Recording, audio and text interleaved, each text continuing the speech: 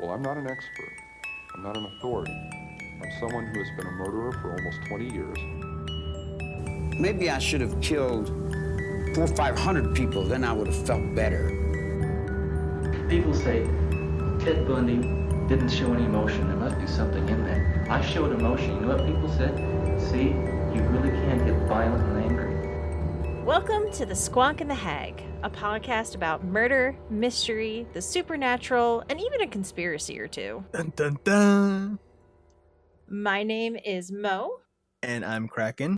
And this week, we have a special guest. It's me. Oh, wait, I'm you're talking leaving. about the other special guest. Yes, hello?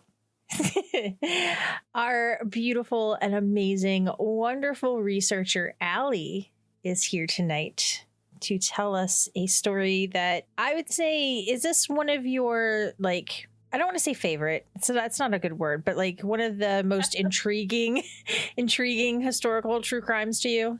Yeah, absolutely. So this particular story is one that I kind of happened upon. I picked up a book and the title of the book alone kind of drew me in. And so after that, I was like, I need to know more about this case. So it's definitely an intriguing one, and I think one that doesn't get as much coverage as it should. So before we jump into that, do you want to tell the folks maybe more than just your name and how you got wrapped up into being our research slave? Sure. I really am in I guess I could say prison of my own making. No, I'm just kidding. But I mean, Krako's here. It's a prison. I'm not locked in here with you. You're locked in here with me. Oh my God. We lured her in off the street with houseplants. I mean, I am a sucker for a good houseplant. I am a murderer of a good houseplant. So we balance each other out. It's great. Yeah, I just redid our bathroom recently, and I was like, we should put some like green in here so it looks not gray. And I was like, I'd really like a plant, but how about we just buy a fake one? Listen, I completely understand it. I went through a phase where I could only keep fake plants alive. So, you know, there's still hope. There's still hope, I promise. What happens if you can't keep a fake plant alive? There's no hope for you. I mean, it's possible. We might get to that point. Yeah. Anywho. So how did I end up here? I kind of started off with just really being interested in your podcast nights that y'all were doing on stream, especially when I found out they were true crime related. I have been a weird, morbid person since I was a child. You know, I got kind of started on ghost stories and stories of the supernatural. And of course, somewhere in every good ghost story is a murder. And it's true. You kind of want to figure out. It's usually how ghosts are made. Right. Like a lot of times these ghost stories have, well, yep, that person got killed by such and such, and now their ghost haunts this forever. And so, you know, that kind of drew me into mysteries and other things like that. A true crime night to just sit on stream and chat and tell stories was very appealing to me. And it just so happened that I was on summer break, and I was like, hey, if you ever need some help researching some stories, because I know it takes a while, just let me know, because I'm on summer break. And then now I am part of the team for this podcast. It just happened. It's kind of like when I first met Krako, and all of a sudden he's like living in your attic and you don't know when or where you agreed to that. Tell me about it. That's the magical part. You didn't agree to it. It just Right. happens. It's like one day I was meeting him at a Waffle House, and the next day it's just part of my life. And the next day, some of my dinner started disappearing. It's funny how nature do that. I'm pretty sure. So there's the joke that Krako is 75 frogs in a trench coat. I'm pretty sure they are hypnotoads. I wouldn't doubt it. He knows too much. Get her, boys. All right, so thank you so much for being on here with us tonight. Like when this story came up, you were like, oh man, I love it so much. So I would love to be a part of it. I'd love to research it. And then we talked about having you on as a guest. And we are going to have you regale us with the insane tale of Belle Gunness. Ah, good old Belle Gunness. Hell's Bell to some people, which was the name that first caught my attention. And I'm like, who's that? So in order to really tell the tale of Belle Gunness, we kind of have to start technically at the end. On the evening of April 28th, 1908, there was a farmhand, Joe Maxon, who was roused from sleep by the smell of smoke. And he quickly figured out that the house was on fire. And this house was not his house. It was owned by the woman who employed him, Belle Gunness. She was a 48-year-old widow who owned and ran a farm in LaPorte, Indiana. He'd only been working for her about 2 to 3 months, but he had earned her trust enough that he was able to sleep in the spare bedroom in the actual farmhouse rather than off-site or somewhere out in the barn. So when he realized the house was on fire, he leapt from his bed, and when he tried to leave the bedroom, unfortunately he could not because the flames were so huge. The house was absolutely already engulfed. He could not leave. So, oh my God. I know. That's crazy. Right, for it to be the smoke to awaken him, but really the house was already so much in flame. Now, he knew that Belle was in the house and her 3 children. So from the open door of his bedroom, he tried to call out to them, but he didn't get any response. And so considering he was on the 2nd story, he knew that really his only option was to jump out of the bedroom window. So in order to save himself, he jumped out of the window and ran for help. But by the time he got back and help had arrived, the house was pretty much demolished by the fire. So looking around, they were, of course, trying to figure out what happened to Belle, what happened to her children, and they couldn't find any signs that they had made it out. So once things kind of cooled off, authorities were taking a look, and they found what they thought were probably her and her children's bodies. They found the bodies of 3 children and a headless woman in the basement of the house. I don't think fire does that, but Yeah, I was gonna say, what happened to her head? That's a wonderful question. But yes, there was no head. It wasn't that there was a head elsewhere in the same room. There was it's just gone. no head. There was no head, or at least not with the body when they found it. They were trying to identify these bodies. It was a little bit difficult, but they pretty much figured out that it was probably Belle and her 3 children, Myrtle, Lucy, and Philip. So they were all pronounced dead at that point. They were taking a look around and they were talking and trying to figure out what was going on with this fire. And to them, they're like, this had to be deliberate. Like, this was not just some kerosene lamp fell over type fire that you would expect during this time.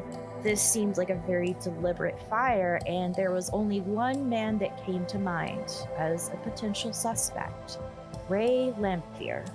He was a former farmhand that Belle had recently fired. Bum, bum, bum. Right, so they immediately, Ray. Had to be Ray. Well, However, oh, go ahead. there's a however. I was gonna say, I can see how they would be suspicious when the body had no head. Yeah, that would definitely be... That right there, yeah, tells me that, nah, someone did something here. And something else I think that is kind of interesting to me too is like they found the bodies in the basement. This was the middle of the night. Oh, I didn't even think about that because they would have slept upstairs. They wouldn't have had a finished basement with a nice cozy room. No, but they were found in the basement, which obviously there wasn't much of the house left, but there was enough left that they were like, basement. The authorities continued to investigate the fire, and of course they were trying to find the head of this female body, but they pretty much figured out that things things were not as they seemed on this farm. Belle had secrets buried everywhere, literally. Was I it don't like where treasure? this is going. I don't think it's treasure. Not the kind we're hoping for. Not the Can the, kind can the you're treasure hoping be the for. friends we made along the way? And episode over. Bye. So, before we get there, though, let's figure out who is Belle Gunness and what led us to this situation here with the fire. Because the fire starts our worldwide idea of who Belle Gunness is, but she lived a whole life before we got here. She was born Brunhild Paul's daughter Storseth in Selbu, Norway, on November 11th, 1859. Can I just say that is a wicked name and it sounds like a death metal band? I thought you were trying to put a like- spell on me or something because I have no clue what you just said. Yeah, so like I feel like almost everything in Norwegian is very like sounds like it could be a metal band, which is pretty great.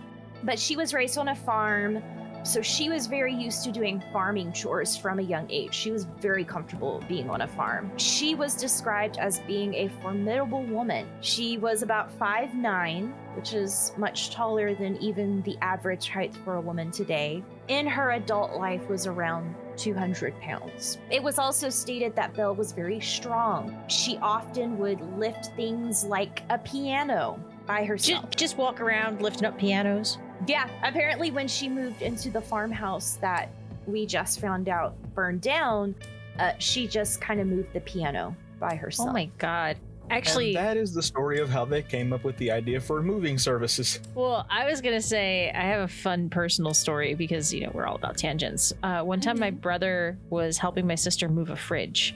Now, Krakow and I have talked about that I am not a very tall person. Apparently, all the height in my family went to my brother. So my brother is 6'4", and he's not a little dude. He's not a lanky dude. He's Right. pretty solid. He also, I think it's safe to say he has some anger issues. But he went and he was helping her move this fridge and he stubbed his toe and got angry. So he picked up an entire refrigerator and just carried it himself.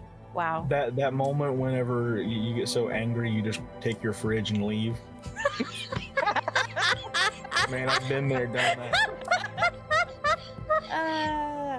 I mean, when we got a new fridge, I saw the exact same thing. I witnessed a single man lift up an entire refrigerator on one shoulder and just, haul it up the steps, up through the back door and into the kitchen.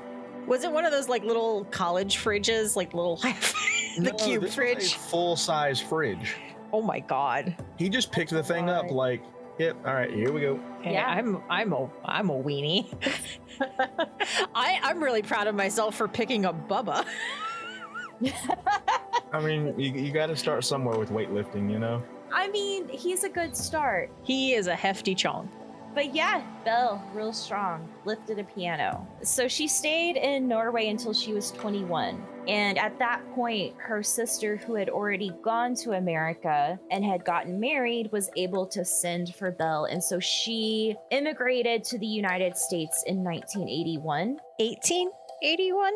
1881. I did the Or thing. I was gonna say maybe it was 1933. Everything's 1933 with Krakow. Yes, it is. Please feel free to correct me because numbers are hard. Numbers are hard. I can only count to 4. I love that song. But yeah, because I was like 1981. That's the year I was born. Yeah, and So- it's not that recent. Yeah. Right. Mo is older than Google. Fun fact. Mo is the same age as MTV. Oh, nice. Fair enough. Yeah. I think I was born like 3 or 4 months after MTV released. Back when they still played music. The good old days. All right, sorry, I'm gonna get back to reminiscing if I don't stop. So when she immigrated, she went to Chicago, which is where her sister and brother-in-law were living, and at that point, she Americanized her name. So this is now why she is referred to as Belle or Bella, because she decided to go ahead, Americanize her name. She got a job as a servant, so that may have also been why. I know that a lot of times when immigrants came over and got jobs as servants, it was not uncommon for them to have their name kind of changed or go by something different. for various reasons. So that could have also been a contributing factor. But she worked for a very wealthy family, and she loved being surrounded by like all of the finery of her employers. She really wanted to live that lifestyle. Like, she really looked up to it. And to the point that like her sister later on said that she was crazy for money. Like, one of Belle's greatest weaknesses was her desire for money. And so one of the things, of course, that she looked at as being a potential way to get some money is to set herself up in a good marriage. And so in 1884, she met and married another Norwegian American named Mads Albert Sorensen. And honestly, at first, everything was going really well for them. They opened a confectionery shop. Nowadays, we go to the candy shop. Back then, they went to the confectionery shop. It all sounds lovely. There's an old-fashioned confectionery in Philadelphia that Chris and I go to when we're down there, and oh my god, they sell Earl Grey infused chocolates. Oh, that sounds amazing. They're so good. Y'all want to go down to the local confetti shop? Yeah, I hear they have abacus chairs outside. Nice. Oh, goodness. So they opened a confectionery shop.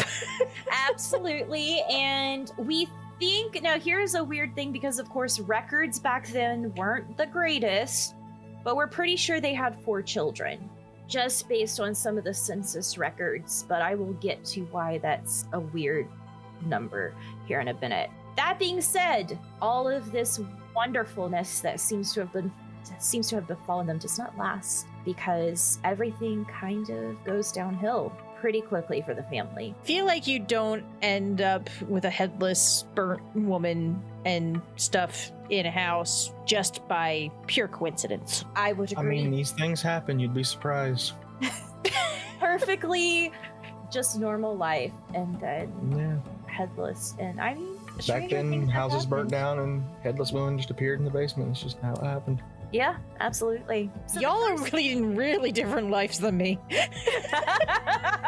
Listen, we're from the South. This is true. Us northerners Either vibe don't or- know. We're from an area of the country where you either vibe or get vibed. Like, Absolutely. So, speaking though of fires, that was really the very first tragedy that struck this family. Their candy shop burned down. Belle told the insurance company that a kerosene lamp exploded. However, there was no evidence for this found when they investigated. See, However- I feel like that's one of those things that let me preface. Do not commit crimes, people. Do not Mhm. commit crimes. If you're going to commit a crime, the evidence and the truth need to line up. Make sure there is a kerosene lamp if you say that it was an exploding kerosene lamp, right? However, not one to be found, and in the end, though, the insurance company paid out. They're Wow. like, okay, whatever. you're saying I shouldn't, burn down my house and claim my nuclear powered generator in the shed blew up. I mean, As the we cause, actually right? probably wouldn't be surprised if you had a nuclear powered generator. So again, what I'm hearing is there's a lot of things I could get away with because it's believable. I don't know if believable is the right word. I mean, it's fitting. Maybe that. That's a little bit better because the things you say, everyone just shakes their head and they're like, oh my god, I cannot believe that. I can't believe I just heard that. But we do believe. Like I said, some things are stranger than fiction. Imagine playing 2 truths and a lie with me. It would be very interesting. I mean, you're a grown man who owns a Peppa Pig PPO6 flip and learn phone. Yes. And I'm gonna walk into Verizon and ask if they have like a holster for this thing. Amazing. Please video that. But speaking of burning homes, that was the next thing to burn down was the Sorensen's home. Again, they got a insurance payout. Did no one say, hey guys, do you notice we're paying a lot of money to this woman because everything keeps burning down? Back You then, know- the word investigate hadn't been invented yet. Well, they did though, and that's the thing. The insurance companies did send people out. Now, that being said, I don't know if this was through different companies, and therefore Oh. because there was no database to look in if you could tell that. This was also a time where your ability to get an insurance policy was extremely easy.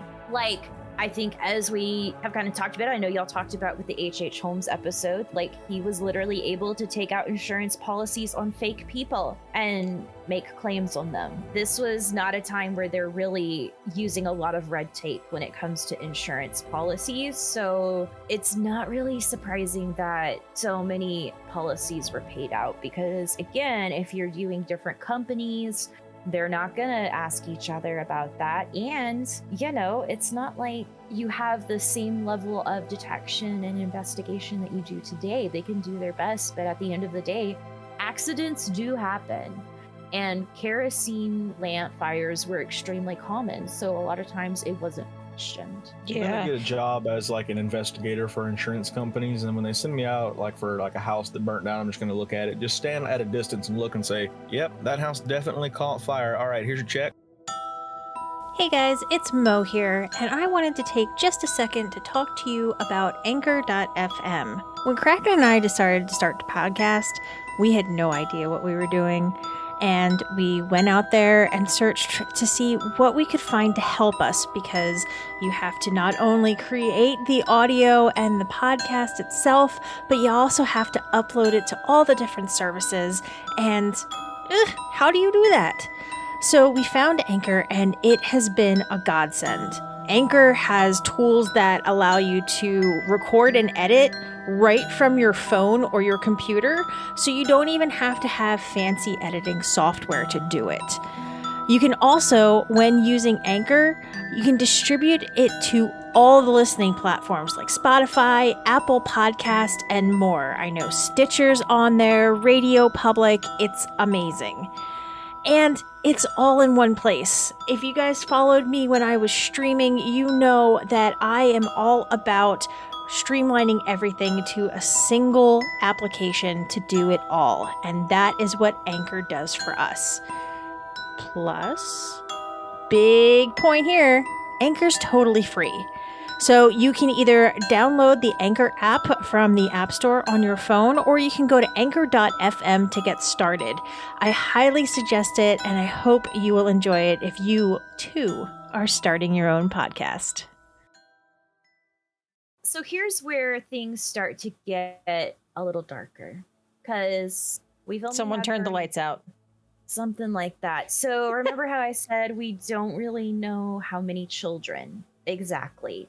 That's because some of the records are a little weird. Obviously, not everything was kept as well as it is today. But it is believed that they had 4 biological children, and that 2 of those children died in infancy. Now, both of their deaths were attributed to acute colitis, but there were definitely some suspicious circumstances surrounding their deaths. And I know that her in-laws did not necessarily trust her on this, because as we could look, a lot of the symptoms of acute colitis also line up with poisoning.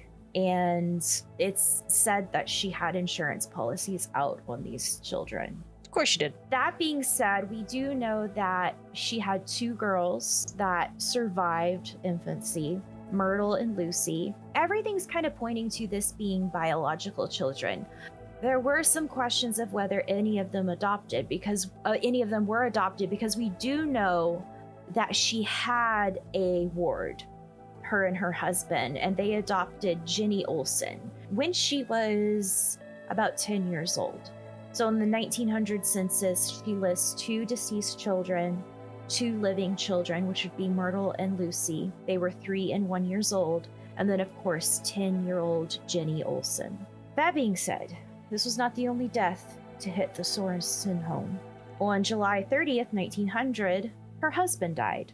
The first doctor who examined his body thought it was probably strychnine poisoning. She poisoned 2 of her babies and her husband? That's what it's looking like. Absolutely. Lord. Yeah. It's so interesting to me, and I think that's one of the things that really I wonder about with this case is, like, she went from, I mean, allegedly, but probably burning down her business and her home to murder. And Well, isn't one of the three signs of a, was it psychopath or is it a serial killer? But fire starting is one of them. yeah, but that's typically in childhood, and we don't have anything to support that. This is all in So- adulthood, yeah. This is all. I as an totally did adult. not like playing with those little, the stick click lighter thingies as a child. No, not at all. No.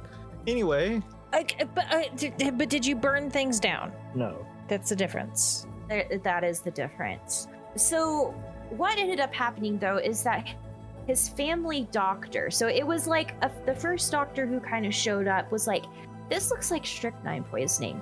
But the family doctor said, well, I had been treating Mads for a while for like some strange like illnesses, so he ended up classifying it as natural causes. Not suspicious at all.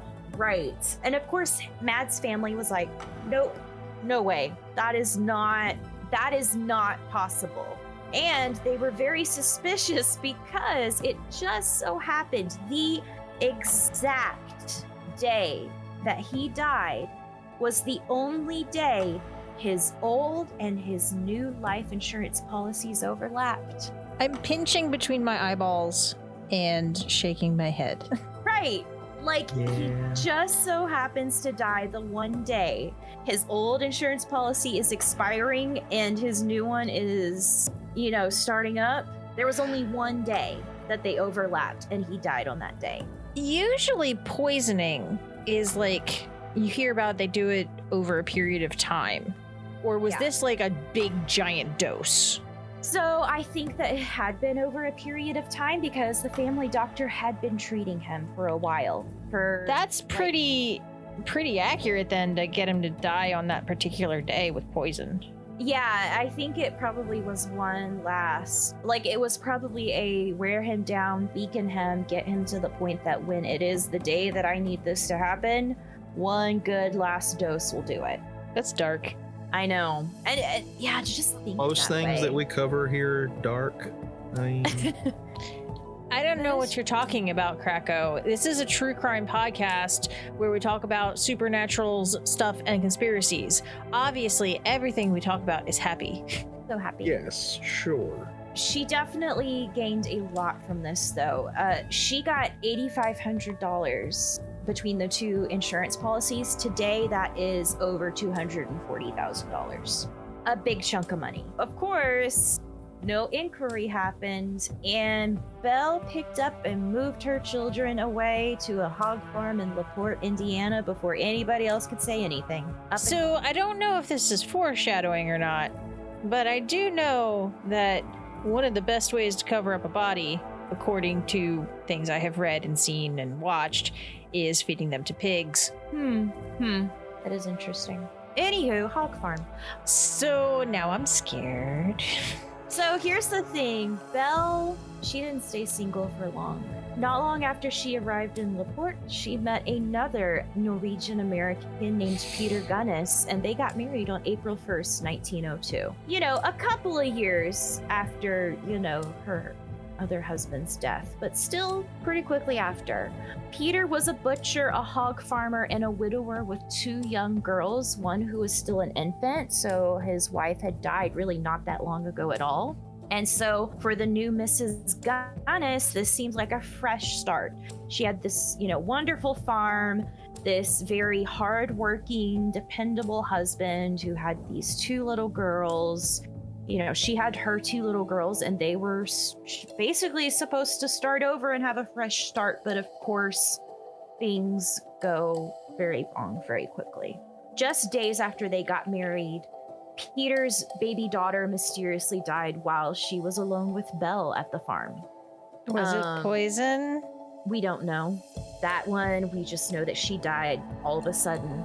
Thankfully, and it was like a little bit conflicting reports, but at some point, his other daughter did go to live with family, just due to the fact that was just a little much, right? They were a little worried about her. So obviously, he didn't want to think the worst of his new wife, but he was concerned.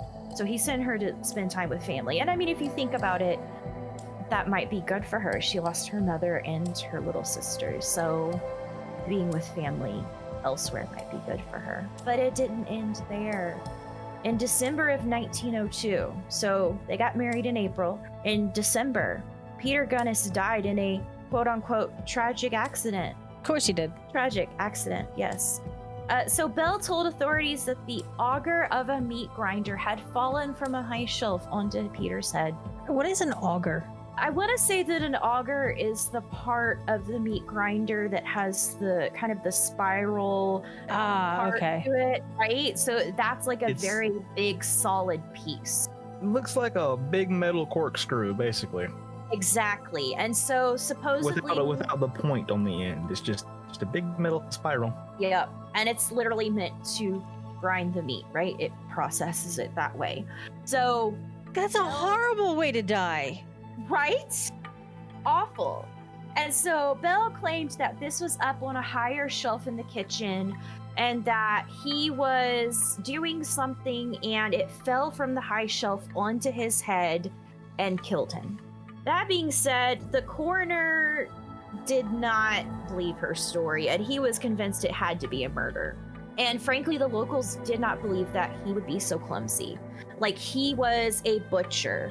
He was a hog farmer. He was very comfortable around things that would have done way more damage to him. And yet, he was in the kitchen and it just fell from a high shelf. That doesn't quite sound right for a lot of people. And yeah, it if you're a help. butcher, you are around this stuff day in and day out.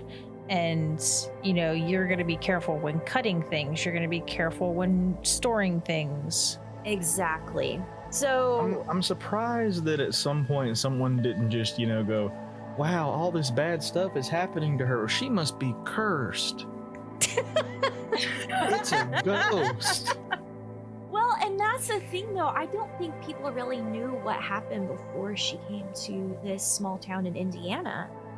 Like, sure, the baby died and now he died, but they wouldn't have necessarily known what all happened before. Like, sure, she was a widow, but a lot of things during that time could make you a widow. I'm surprised the house didn't burn down yet. So Maybe another candy shop. maybe another candy shop. The butcher's shop then burnt down. Oh, good lord. Okay, so this is horrible, but there would be a point in time in that fire that it would smell delicious. Oh, don't say that. No, I'm not saying anyone was inside. I'm Oh, saying, right, if there was steaks in there. Okay. yeah, like the butcher shop. Smell good. Yeah. Okay. Get everybody out, burn the place down, and you have. I am a carnivore, so I love a good steak. I could take this conversation and make it way worse than what it was about to be, but I won't because You already did. I didn't even say anything. So Yeah, that's Exactly. the problem. yeah. So I probably but- shouldn't. Yeah, but here's the thing. It wasn't helping. Like, so already the coroner was like, nah. The locals are like, nah. And then Jenny, their adopted daughter, was telling friends at school, Mama killed Papa. Don't tell anyone. Okay. Another quote even said that she said that Mama brained Papa, as in, like, took something and hit him upside the head. What child uses the term brained? I don't know. What? I don't know.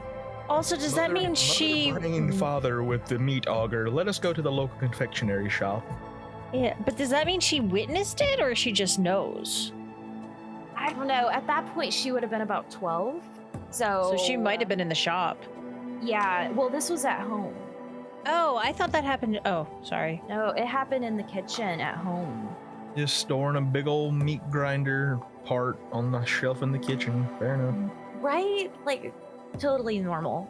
So here's the thing. There was a coroner's inquest. So the coroner was like, yeah, no, we're having an inquest. So he tried to bring forward his case like, this just does not seem like an accident. The thing is, Belle stood her ground and they didn't end up indicting her.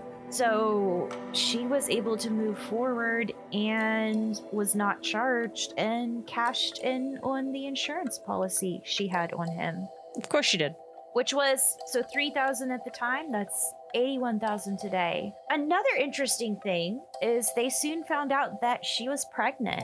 In fact, she had known she was pregnant, which was something really interesting because a lot of times, due to the laws, women would even claim pregnancy to try and get out of being charged for things. But she was legitimately pregnant and didn't say anything to anyone until way after. It was really interesting, but she ended up giving birth to a son and named him Philip. So we've gone through this stage. She's lost another husband. She now has a little boy. She's got another huge wad of cash from, the insurance policy. So at this point, she works the farm alone for a while. She had some farmhands that came on and some other laborers, but for the most part, it was just her and the kids. And she would go out and she would work a lot of stuff alone. She would put on men's overalls and she would butcher her own hogs. I mean, I do gotta give her credit from the strong, independent woman standpoint, but not on any other stuff. Right. Like, she definitely has that independent streak. And then they said, too, like, her strength and fortitude were often noted by a lot of people. And while people were still very suspicious of her due to her husband's death, people didn't necessarily shun her. Like, they didn't like, oh, yeah, come over on Sunday and have dinner with us. But they still talked to her. They still were, I think friendly. Yeah, I think there was this general idea of, like, she's this hardworking woman who has these little children on this farm. She's running things on her own. So I think there was that part of it that people kind of saw and appreciated about her. It's a very weird thing. So she kind of continues on like this for a while, and then after a while decides, you know what? I need another husband. So instead of... she probably spent some of the money, so... Money doesn't last forever unless you bury it in a box in the yard or something, but... Yeah, so you just gotta keep marrying guys and killing them. That's... Very... Burning down houses and shops for the insurance money. Right, exactly. So this time, though, Belle decided to use a different tactic, and so she started putting out letters into Norwegian newspapers in America looking for a husband. A good old-fashioned lonely hearts ad. Yeah. And I'm guessing she didn't put anywhere in there killed both ex-husbands. Did she also have like an ad in the newspaper that was like, find out how this one woman made millions of dollars, insurance companies hate her? Well, as a matter of fact, we have a example of one of her ads. Somebody saved one. So in 1905, she started putting ads out in the paper, and her ad read, personal. Comely widow who owns a large farm in one of the finest districts in LaPorte County, Indiana, desires to make the acquaintance of a gentleman equally well provided with view of joining fortunes. No replies by letter considered unless sender is willing to follow answer with personal visit. Triflers need not apply. That is ballsy. Like, I do have to say, I love the triflers need not apply. True. Fair enough. If I was someone who was still out in the dating scene, I would absolutely have that on my dating profile. You just go to the club and just walk up to someone and just quote literally that ad. Right, and see if they get a little squirmy or not, and then I'll know, oh, they know the story. And that's how you know to marry them. And that's how you know. If they get squirmy, then you're just like, oh, I'm sorry, I'm sorry, I didn't realize you know the story. I will not murder you and burn down your store. In either order, I will not do this. I do not burn things nor murder. Yeah, but the fact that it has to be someone who is equally or better fortuned, like, that is just insane to me, that you'd be like, look, people, money only apply. Right. Like, she's very, like, she is not necessarily hiding her intentions here. Like, this is about money. The thing is, people responded. Not long after, the post office employees were like, she was coming in almost daily and she would get up to 8 letters at a time. What? Yup. Fair enough. I went about this whole finding someone you love thing, and look where it got me. Be upfront, like, I want a rich man who gives me half of his money, no games, email now. And that is Krako's Lonely Hearts ad. Yes. Well, no, I just like, because for me, I've never understood. Like, I actually used to work with a girl who was in a very loving relationship, and she said she loved the guy so much, and she had a daughter from a previous relationship, and he cared for her and loved her. Her daughter loved him. It was fantastic. And she broke up with him because a rich dude was like, yeah, hi, I'm rich. And like, I've never understood that concept at all. I know there are people out there that are that focused on money, but it's like my fascination with true crime. It's something that is so out of the realm of my existence, I can't wrap my head around it. Yeah. Well, especially given, like, and I realize everyone's situation is different, right? To a certain extent, I can understand during this time period that Belle is living that a lot of times women had to look for marriages that were going to put them in better economic standing because they didn't have a lot of options to earn even a basic wage on their own. And so marriage was the way that you moved up or simply survived. But considering that, again, while today is not perfect, that's not necessarily the case all the time, it's still interesting and kind of sad sometimes to see how that's still a mentality that people keep. Yeah, and my thing with Belle in particular is she didn't need the money. She had a farm. She had a successful business of butchering. You know, it's not like she was struggling to survive. She had, 90 life insurance policies that she has cashed in. So this is just pure greed in my eyes. Yeah, but I do understand. I do understand what you're saying with, like, yes, back then women, it was hard for them to be able to make a decent living and live on their own. Like, you had to marry in order to survive. But this is just so sketchy. No, absolutely. And obviously these poor men, and I say poor men because some of them were really, like, I read through some of who these men were, and some of them were very, like, wonderful people who were just looking for somebody to care about, right? Like, they were very genuine. And so, you know, these poor men are just responding to this because in a lot of ways, when it comes to what you would look for as a Norwegian and a wife, Belle has a lot of those qualities. So you're saying Norwegians look for wives who can move pianos and butcher their own hog? Necessarily, but she definitely has that sort of old world quality to her, right? Like, she's gonna cook you the home meal that is like what you got back in Norway. She's going to remind you of home. And so she's kind of, in a lot of ways, an ideal partner in theory for a lot of people. She's also going to throw you over her shoulder and fireman carry you upstairs. Possibly that too. It depends. I don't know. Well, let's not talk about what happens after that. Moving on. Hey, I didn't bring it up. You did. It was implied. So she would spend months mailing letters back and forth with men. She would sift through, of course, trying to get rid of the triflers. The ones that need not apply? Right, the ones that need not apply, that applied anyway. And she was like, no.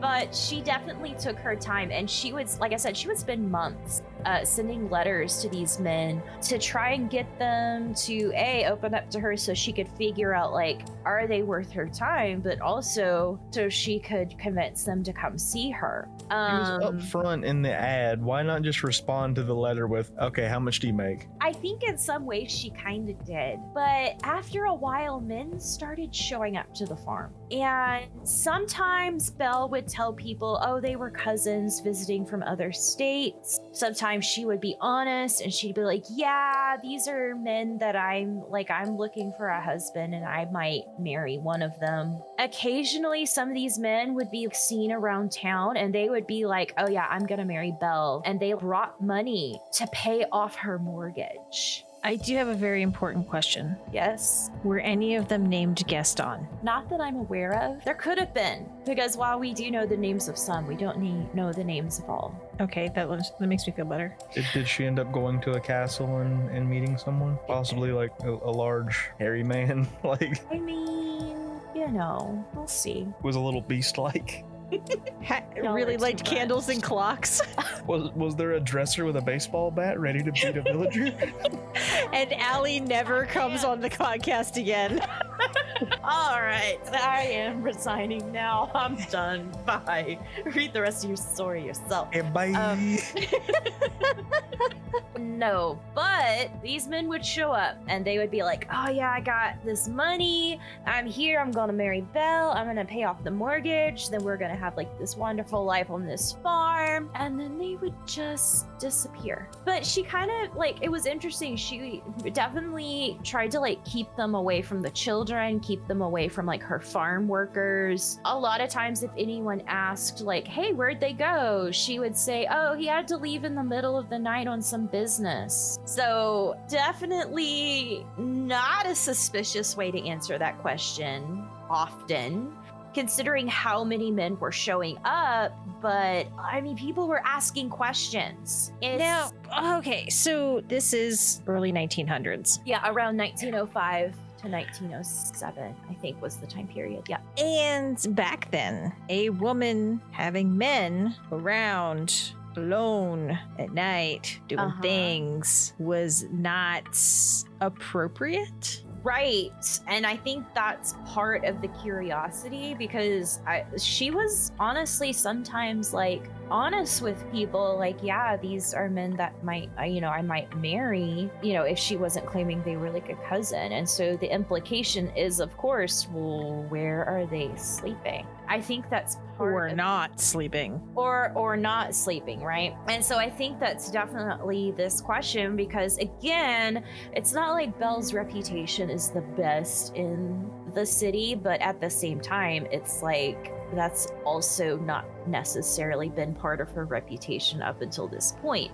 And so people are really starting to question that. I think a lot of people were kind of curious about why all these men are just disappearing, especially since like it was not uncommon to see some of these men like depositing money at the bank, I guess into her account. Like she would take them to the bank and they would deposit the money. She wasn't necessarily hiding that they existed, and then they would just be gone. I will say the hustle was hard with this one. Like, Yeah. just to have men show up and go with you to the bank and deposit large amounts of money into your bank account It Yeah. really was the Wild West back then, wasn't it? in Indiana. Just insurance fraud and murder left and right. Men just coming up and you just be like, all right, let's go to the bank. I want some of your money. Come on. I know, and it's so interesting to think that this was just a little over like 110 years ago, but still things then were not as regulated as they are today. So people It got away feels with a lot of stuff. so like it feels like it's a completely it is a completely other time and place, but it feels like this is so long ago. But when you put it like that, yeah, it's a century ago. Okay, yeah, Yeah. but it's not that long. Yeah, when we think about like comparing it to other things, it's fascinating to see the differences, and then also to think that it's really like not that long ago either. Well, it's also, I like always when we go over these historical stories, you see the very, very different things. Like they didn't have cars, but then you see the similar things that still go through today of the way humans react, the human emotion, the thoughts, and the horrible things that people can do, the amazing things that people can do. And it still continues. Yeah, absolutely. And I think too, like even if you think about like these societal expectations, like yes, granted, we are a little better about some things today, but I do feel like a woman in Belle's position today would probably still be judged for this kind of stuff too. So especially depending on where you are. right, and, if like, you're in the middle of New York City, no one's probably going to care if you have men coming and going. But if you're in a small town down south or something like that, Because in people are small gonna talk. towns, everyone tends to kind of know each other. and Right. people talk. right, and this wasn't like a super small town, but it was still small enough that people knew who she was. People noticed the comings and goings. And I mean, this is the Midwest. This is Indiana. this is, you know, a part of the country that is often known for being a little more traditional in their views of certain things, especially back then. So absolutely, though today, you know, a woman like Belle would probably be questioned on this kind of stuff a lot. But I do feel a little bad for her on that aspect of things. Like, just let people live their lives. right, I think that they're definitely like, and I think that's what makes the story so compelling for me, because on the one hand, she definitely had hardships. Some of them were of her own making, but she definitely, you know, it wasn't easy coming to America. It wasn't easy getting started here. Did she make a lot of terrible decisions? Absolutely. Awful, terrible thing that she does. But at the same time, she's trying to exist in a time where she has limited, you know, ability to do some of the things and get some of the things she wants without having a man there to basically get it for her. Yeah, and like if she didn't commit the fraud and she didn't kill people, she would actually probably be an inspirational story. Yeah, absolutely. You know, she came here alone. She worked her way into a lifestyle that she wanted. She did a lot of things on her own. She raised her children. She, you know, worked the farm. And let's just say hypothetically that her husband did die from an accident or an illness or another illness, because back then people did die a lot easier than they do today because of the, you know, the lack of antibiotics, the different diseases going around. They didn't filter their water. They didn't, you know that maybe you shouldn't put cocaine in soda. So it was a different time. Hey, But- I mean, I think we should make a special limited run of that again, just to see what happens. I Yeah. could do without that. Don't let Krakow get any.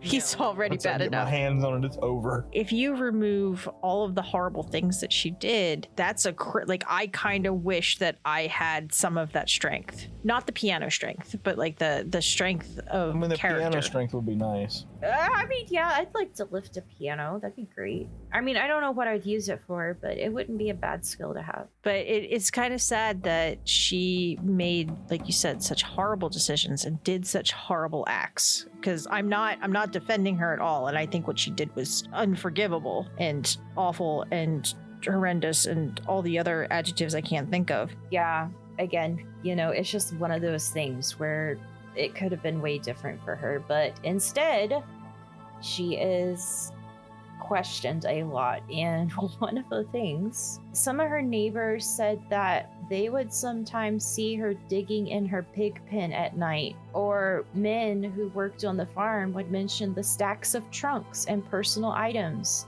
left around the farmhouse. I mean, you know. they were gifts. They were gifts, yeah. I mean, You if they're see- giving her money, then, you know, it's possible. I mean, they decided they didn't want to marry her, but they felt just so bad they left her a gift. A gift of all of their personal belongings. So in 1906, another disappearance happened. So we had all these men coming and going. They would disappear all of a sudden. Supposedly they had to leave for business in the middle of the night. That's And understandable. then, in 1906, Belle's adopted daughter, 16-year-old Jenny, was just missing. She was just gone. And folks started to ask, hey, where's Jenny? Because Jenny would work for families in the area. Like, she would kind of like help as like almost like a nanny or just help around the farm. So like when she all of a sudden disappeared, they were like, hey, where is she? Is she okay?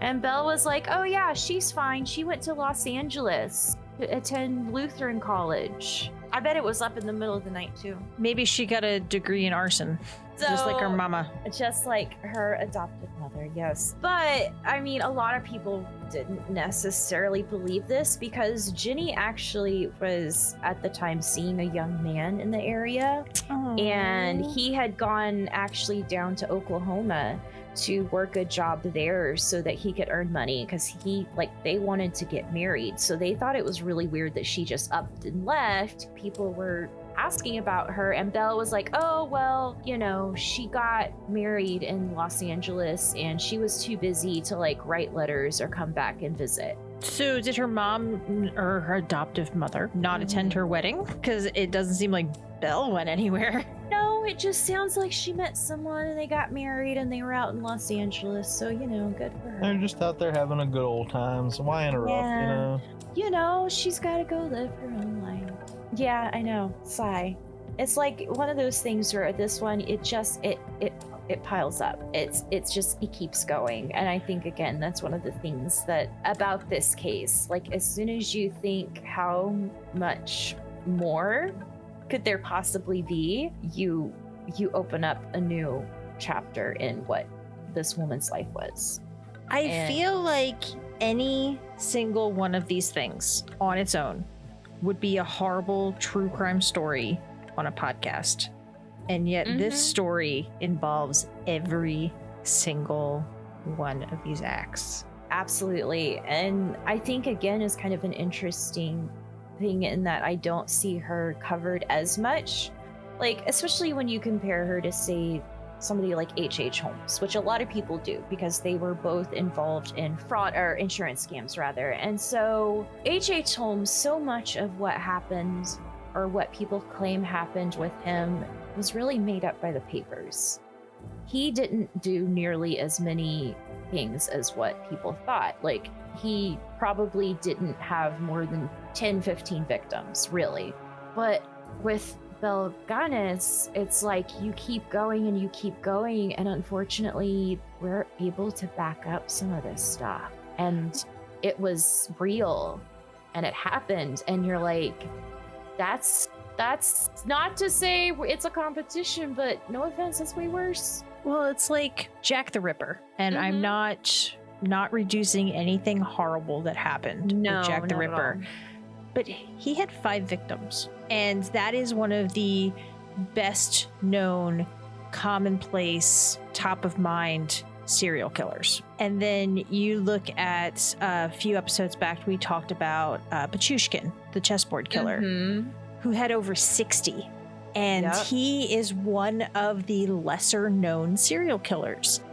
And it's crazy how certain people latch onto certain stories. So obviously Dahmer is at the forefront right now with the new Netflix series, and the different people that they make these big that get into the mainstream podcasts, or they get into some sort of syndicated series or anything like that. And then you realize that there are monsters in history, whether it be recent history or something like this back in the 1900s, that are way worse and way scarier, and they somehow fly under the radar, and Right, because like the idea of a serial killer may have been born out of the 70s, but they existed way before that. It's so interesting. And I think another thing about her too is just like she was a woman, which you don't hear of often, especially a woman during this time where you're still very much coming out of like that Victorian idealistic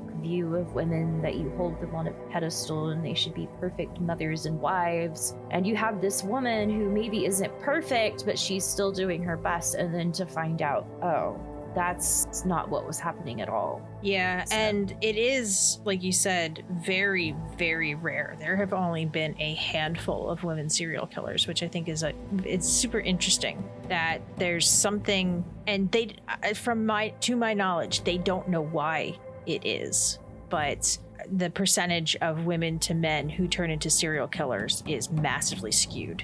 And it's just, I think when you hear about one like Belle, that just is like, holy moly.